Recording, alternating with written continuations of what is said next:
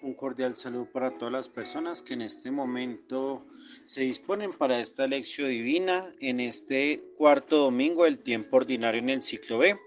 Nos preparamos de la mejor manera, tenemos a la mano nuestra Biblia, si tenemos nuestro sitio de apuntes, bien sea un cuaderno, alguna plataforma, algún dispositivo, pero lo más importante, el corazón, la mente, el lugar, si estamos en comunidad, tener bien dispuesto el lugar donde vamos a escuchar la palabra de Dios. Los invito para que entonces nos reunamos en el nombre del Padre, y del Hijo, y del Espíritu Santo. Amén. Vamos a hacer la invocación al Espíritu Santo. Oh Espíritu Santo, amor del Padre y del Hijo, inspírame siempre lo que debo pensar, lo que debo decir, cómo debo decirlo, lo que debo callar, cómo debo actuar, lo que debo hacer, para gloria de Dios, bien de las almas y mi propia santificación.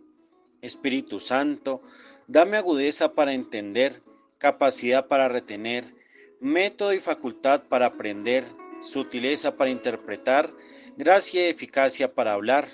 Dame acierto al empezar, dirección al progresar y perfección al acabar. Amén. Iniciamos nuestra lección divina con el primer paso, que es la lectura, para lo cual vamos a tomar el Evangelio que la liturgia nos propone para este día, que corresponde al Evangelio según San Marcos capítulo 1 versículos 21 al 28. Marcos 1, 21 al 28. Llegan a Cafarnaúm. Al llegar el sábado, entró en la sinagoga y se puso a enseñar, y quedaban asombrados de su doctrina, porque les enseñaba como quien tiene autoridad y no como los escribas. Había precisamente en su sinagoga un hombre poseído por un espíritu inmundo, que se puso a gritar: ¿Qué tenemos nosotros contigo, Jesús de Nazaret? ¿Has venido a destruirnos? Sé quién eres tú, el Santo de Dios. Jesús entonces le conminó diciendo: Cállate y sal de él. Y agitándole violentamente, el espíritu inmundo dio un fuerte grito y salió de él. Todos quedaron pasmados, de tal manera que se preguntaban unos a otros: ¿qué es esto? Una doctrina nueva, expuesta con autoridad. Manda hasta los espíritus inmundos y le obedecen. Bien pronto su fama se extendió por todas partes, en toda la región de Galilea. Iniciamos con el segundo paso, que es la meditación, para profundizar este texto que nos habla y nos propone hoy la liturgia. En un primer momento vamos a hablar del contexto. Recordemos que Marcos en su evangelio nos tiene la propuesta de humanidad que quiere Jesús. Esa humanidad que el Padre deseó desde el momento de la creación. Esa humanidad que justamente merece ser transformada, renovada. Por eso, para el evangelio de hoy, el evangelista Marcos nos presenta un esquema dividido en cuatro partes: un encuentro con Jesús, un exorcismo, la expulsión del espíritu y la reacción de la gente. Démonos cuenta al iniciar este evangelio que inicia con el asombro y termina con el asombro. Entonces, el asombro del primer encuentro con Jesús y la reacción después de ese encuentro con Jesús. Eso es lo que vamos a profundizar a través de esta lectura del Evangelio de Marcos. Primero, Marcos pues nos dice que llegaron a Cafarnaún o están llegando a Cafarnaún. ¿Quiénes llegan a Cafarnaún? Recordemos el Evangelio del domingo pasado: Jesús, Pedro, Andrés, Juan y Santiago. Ellos han hecho ese camino discipular con Jesús y van siguiendo en su trayecto y llegan a Cafarnaún. ¿Qué pasa o qué significa en Cafarnaún? Según la etimología del hebreo, Capernaum significa la villa o la casa de la consolación. Es decir, que a dónde llega Jesús por primera vez a cumplir el anuncio de su evangelio, llega justamente al lugar de la consolación. Esto es un mensaje muy especial para todos nosotros, en el sentido de mirar hasta qué punto la primera noticia que yo recibo sea justamente el consuelo, sea justamente un motivo para poder reparar tantas situaciones de dolor que he causado o que he sufrido. ¿Cuántas veces necesitamos esa consolación en una palabra, en un abrazo, en un beso, en un abrazo o quizás en un silencio? Por eso llega Jesús a Cafarnaún, y este lugar pertenecía a la región de Galilea, una tierra oscura, pagana, que según el mapa que podemos observar en nuestras Biblias y en varios subsidios, es una tierra que está distante de Judá, está distante de Israel. ¿Cuándo está situado este evangelio? ¿Cuándo se realiza esta escena? El día sábado, el día de descanso, el día que está consagrado a Dios. En un primer momento, este día se dedicó justamente para la santificación de la persona, de la familia y obviamente esa santificación de la relación con Dios. Pero tristemente tomó un mal sentido porque ya se convirtió en un rigorismo absoluto donde la ley era lo más importante. De hecho, se habían hecho más prohibiciones para ese día que no permisos. De hecho, la gente ese día ni siquiera cocinaba. Entonces démonos cuenta que el día sábado se volvió para Israel, para la cultura judía de ese momento, para la religión, más que un día de encuentro con Dios, un día de observancia de la ley. Y vamos a mirar cómo Jesús poco a poco va a ir cambiando esta mentalidad. Pasamos entonces a explicar el sitio donde se encuentra Jesús. Ya explicamos que está en Jerusalén, perdón, está en Cafarnaún, distante del templo de Jerusalén, está el día sábado. ¿Y por qué es importante la sinagoga? Según la estructura de la sinagoga, la intención fundamental era reunir la asamblea para escuchar la palabra de Dios. En el templo se va para hacer el sacrificio, ofrecer la oración a través del incienso sacerdotal. En cambio, en la sinagoga se va a escuchar, a meditar, a proclamar, a enseñar la palabra de Dios. ¿Qué estaba en el centro de la sinagoga? El arca. Ahí estaban los rollos donde se encontraba la Torá, que en el contexto de Israel es la Tanakh, es decir, todos los escritos que pertenecen al Antiguo Testamento. Estamos hablando de el Pentateuco, estamos hablando de los escritos proféticos y estamos hablando de los escritos sapienciales o poéticos. ¿Cómo estaba compuesta la sinagoga? La sinagoga tenía un lugar de reunión que era donde pues la gente se ubicaba, se sentaba. Había un lugar para que el rabino hiciera las oraciones, hiciera la lectura del rollo del texto de la palabra de Dios y posteriormente hacer la explicación. Pero ese espacio estaba dividido por unas columnas, por una pared, por unas rejas, donde allí se encontraban los niños y las mujeres. Es decir, al encuentro con el arca, con la palabra de Dios, iban las mujeres, perdón, iban los varones, y las mujeres y los niños quedaban en un lugar aparte viendo de lejos lo que pasaba allí. La enseñanza correspondía al varón, generalmente la hacía el rabino, pero como los hombres desde los 12 años ya podían entrar en la sinagoga plenamente, ellos ya podían hacer la explicación de la palabra de Dios. ¿Qué pasa en estos momentos? Digamos que ellos están esperando más que una enseñanza, es como una actualización del mensaje de la palabra de Dios. Pero pues digamos que todo estaba remitido a explicaciones de otros rabinos, a vivencias del pueblo judío, a unas revisiones históricas o a una explicación ya terminológica de lo que quería decir cada concepto, cada palabra tratada en la palabra de Dios. Pero sí, digamos que desde Moisés había la esperanza de un profeta. Si nosotros miramos la cita, que es la primera lectura de este domingo, que es Deuteronomio capítulo 18, versículos del 15 al 20, nos vamos a encontrar con que Dios promete un profeta, alguien que va a tener ese mismo espíritu que tuvo Moisés para poder proclamar la palabra de Dios. En ese sentido, ¿qué es lo que pasa en esta escena? Jesús no va aquí como asistente, Jesús va aquí a enseñar. Y cuando Él comienza a hablar, cuando Él comienza a explicar el mensaje, que no sabemos cuál era el texto que había leído, no, digamos que Marcos no enfatiza cuál fue la cita del Antiguo Testamento que tomó. Sin embargo, nos dice que la asamblea estaba atónita, estaba asombrada. Es decir, se habían encontrado con algo completamente diferente. ¿Qué es lo que nos dice esta asamblea? Que Jesús estaba enseñando con autoridad. Resulta que la palabra autoridad en griego se escribe exousian.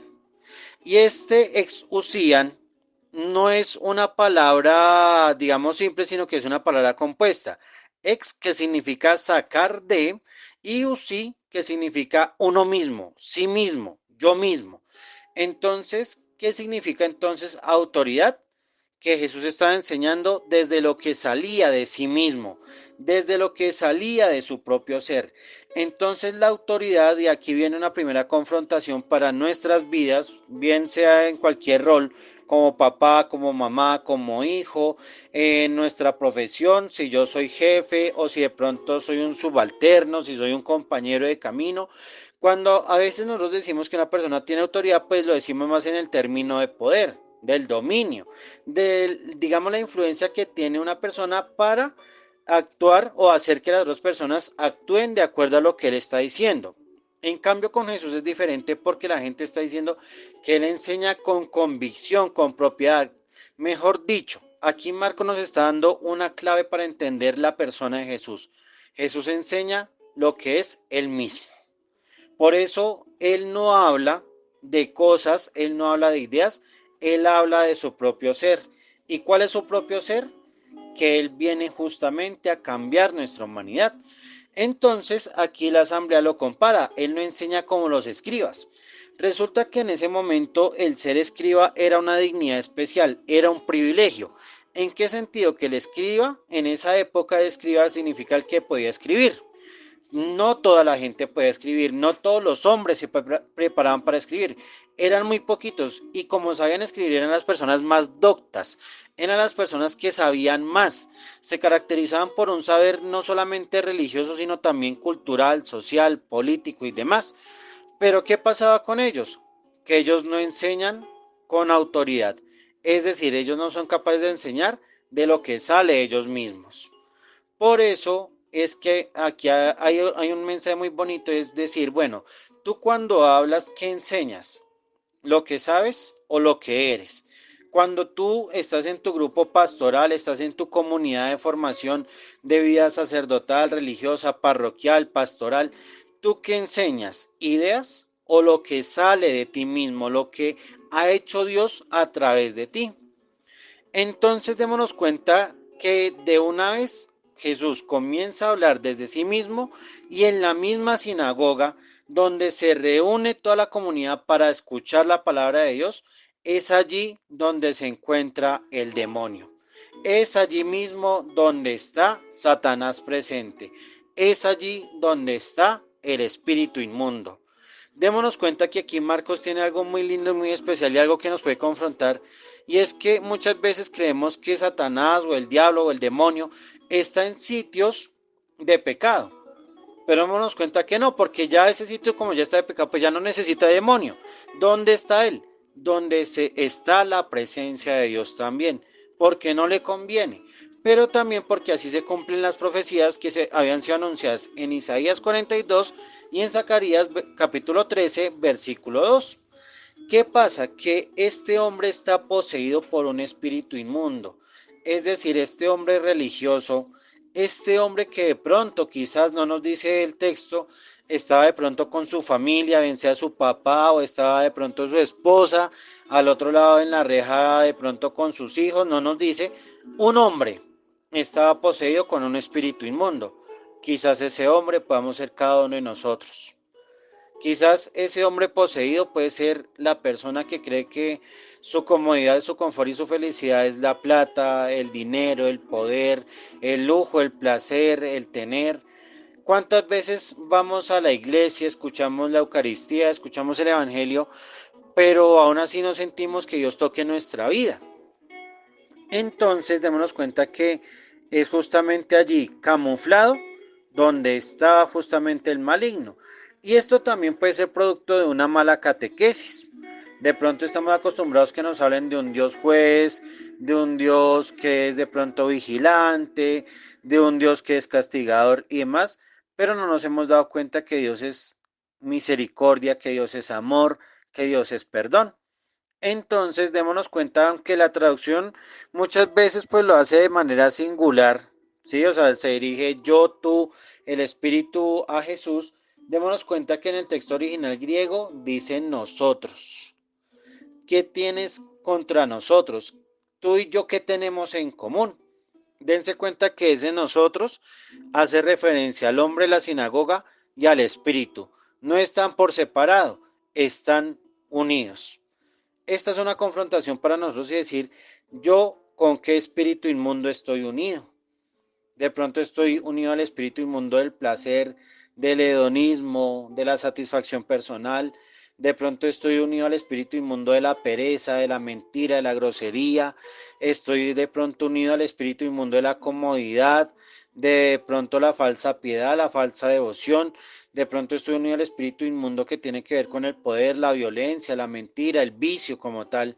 Dense cuenta que aquí, aunque es el espíritu el que habla, él habla a través del hombre y dice siempre nosotros. Por eso qué bueno que este evangelio también nos confronte a nosotros para saber si también de pronto podemos tener posesión de algún espíritu.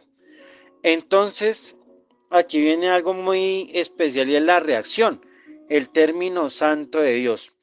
¿Qué pregunta el hombre, qué pregunta el espíritu a Jesús? ¿Has venido a destruirnos? Para muchos esta pregunta tiene un sentido como de cine, de película de terror, donde Jesús, o bueno, donde el poder de Dios es como una violencia contra Satanás y están completamente acabándose a ver quién le gana a quién no. Este destruirnos, ¿qué quiere decir? Vienes a acabar con mi imagen de hombre y vienes a acabar con mi ser como maligno. ¿Vienes a destruir la enseñanza que nos han dado antes? ¿Vienes a destruir y acabar nuestras tradiciones, nuestras antiguas catequesis? ¿Vienes a destruir aquello que ya habíamos sembrado? Y dense cuenta que aquí hay una palabra que es clave para nuestra fe. Nosotros sabemos quién eres. Tú eres el Santo de Dios. Nosotros también sabemos quién es Jesús. Pero aquí el verbo, digamos que se nos indica es saber. Pero saber no implica necesariamente conocer. Si de pronto este hombre conociera a Jesús, no dejaría que el Espíritu estuviera en su corazón. Nunca el diablo Satanás va a entrar en una persona si la persona no quiere. Nunca, nunca. Y por eso uno tiene que tener mucho cuidado porque cuando uno deja entrar a Satanás es porque ya uno le abre la puerta al mal. Y eso no tiene que ver con ritos satánicos, eso no tiene que ver con ritos de pronto de pactos de sangre y demás, no. Eso tiene que ver con nuestra coherencia de fe. Si yo le abro la puerta poco a poco a la mentira, el maligno toma posesión de mí y ya me hace ser un mentiroso. Lo mismo pasa con los vicios, lo mismo pasa con el egoísmo. Yo le voy abriendo la puerta poco a poco. ¿Eso qué quiere decir? Que yo sé quién es Jesús, pero no conozco a Jesús, porque si yo conociera a Jesús, no dejaría que el maligno entrara a mi vida.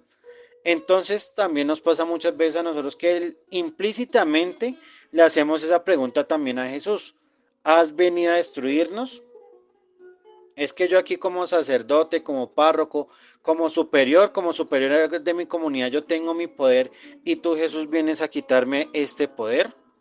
Yo como papá, como mamá, vienes a destruir el hogar que he conformado de pronto a punta de mentiras, a punta de engaños, y tú me estás pidiendo que sea honesto, que sea fiel y todo eso, y quieres destruir lo que yo construí a base de mentiras o a base de caprichos. Esa pregunta es también para mirar cómo Jesús viene y nosotros lo vemos como un rival, como un enemigo, de nuestro egoísmo, de nuestro placer. Démonos cuenta que el maligno sabe, pero no conoce a Jesús. Pero lo más triste es que los hombres ignoran quién es Jesús. Démonos cuenta que en el texto la asamblea no se mete en el diálogo entre este hombre y Jesús. A veces en las películas que se presentan de Jesús se ve como ellos van mediando, retienen al hombre. No, el texto de Marcos nunca nos muestra ese tipo de acciones. Dense cuenta que todo es una comunicación de palabra entre el hombre poseído con el Espíritu y Jesús. No hay nadie más. Parece que esta asamblea no quiere tomar parte de esta comunicación. Y démonos cuenta lo que exclama este espíritu a través de este hombre. Tú eres el santo de Dios. Lo único santo para el judío en ese momento era el templo. Era el Santa Santorum donde estaba el Arca de la Alianza, donde estaba justamente esa fuente de santidad que era la presencia de Dios. Es decir, que aquí este espíritu está reconociendo en Jesús que Él es el nuevo templo de Dios. Él es la nueva fuente, la santidad. Miren, la santidad no significa ser perfecto. La santidad no significa tener una vida moral recta. No. Porque eso es fácil. Eso lo hace un ateo. Un ateo puede portarse bien, puede ser una bonita persona. Pero eso no significa la santidad. La santidad es lo que es único. Es una fuente. Por ejemplo, el sol. El sol es único, el sol es una fuente porque allí está digamos, la fuente de luz y de calor. Lo mismo sucede, digamos, en el caso de nuestra fe. ¿Por qué decimos que Dios es santo? Porque Él es la fuente del amor verdadero, Él es la fuente de la creación, Él es único. Y cuando se nos dice que nosotros seamos santos, ¿qué nos están diciendo? Sé único como Dios. Sé la fuente de amor, así como lo es Dios también, Dios nuestro Padre. Por eso Jesús lo calla y démonos cuenta que lo expulsa. Calla y sal de este hombre. ¿Qué hace Jesús con su enseñanza? Calla al mal y lo saca. Y démonos cuenta que de pronto para nuestro lenguaje puede ser un poco redundante el decir que lo sacó afuera. Sí, o sea, uno podría decir, ay, no, pero que, o sea, eso es un pleonasmo, lo llamamos nosotros. Pero démonos cuenta que esa es la reacción de la palabra de Dios. Cuando Jesús pronuncia la palabra, hay que obedecer. ¿Qué pasó en la creación? Que Dios pronunció una palabra y mientras el hombre obedecía, estaba en el paraíso. Cuando dejó de obedecerlo, salió del paraíso. Entonces, aquí démonos cuenta que es lo que también nos quiere decir Marcos con este evangelio. Todos se examinan, o sea, ahí decía que todos se asustaban, todos quedaron atónitos, todos quedaron asombrados y se preguntaban qué es esto, porque ellos nunca habían visto esa autoridad, esa presencia de Dios. Pero démonos cuenta que el espíritu inmundo obedece, que se supone que es el efecto de la palabra de Dios. En cambio, los hombres todavía no obedecemos la palabra de Dios. ¿Qué sucede entonces? Aquí Marcos menciona la palabra inmediatamente, menciona este adverbio que es un indicativo de tiempo que nos refiere a la provocación del efecto de la palabra de Jesús. Inmediatamente, o sea, no, ellos no se esperaron un día, no se esperaron de pronto que pasara el primer día de la semana para no. Ahí mismo, después de salir de la sinagoga, toda la fama, todo el oído de la palabra de Jesús llegó desde la sinagoga hasta toda Galilea. Nosotros podríamos pensar, digamos, si fuera la crónica como tal, que después de ese evento pues fue como una noticia que se difundió, pues nosotros lo llamamos digamos como un chisme. Sin embargo, démonos cuenta que aquí hay algo muy bello y muy especial, y es que la palabra de Dios ya comienza a salir de la sinagoga al pueblo que estaba en tinieblas. Pensemos hoy en nuestra vida, en mi oración personal, en mi oración comunitaria, en mi oración parroquial, en mi comunidad de formación, bien sea sacerdotal o religiosa. La palabra se queda ahí encerrada o se va a mi lugar de pastoral, se va a mi lugar de trabajo, se va hasta mi familia. Ahí es donde nosotros nos tenemos que confrontar y decir, bueno, ¿hasta qué punto yo he visto la autoridad de Jesús y cómo yo le he comunicado con mi vida, con mi testimonio y, como decía San Francisco de Asís, si es necesario, con mi palabra? Vamos entonces al tercer paso, que es la oración. Recordemos que a estas palabras podemos agregar las que salen de nuestro corazón. Dios Padre misericordioso, gracias por tu palabra. Gracias por haber venido a nuestras vidas, acercándote para enseñarnos y educarnos en el amor a ti. Queremos que vengas a consolarnos, pues son muchas las dudas, las dificultades, los tropiezos que hacen que vivamos en las tinieblas o en oscuridades.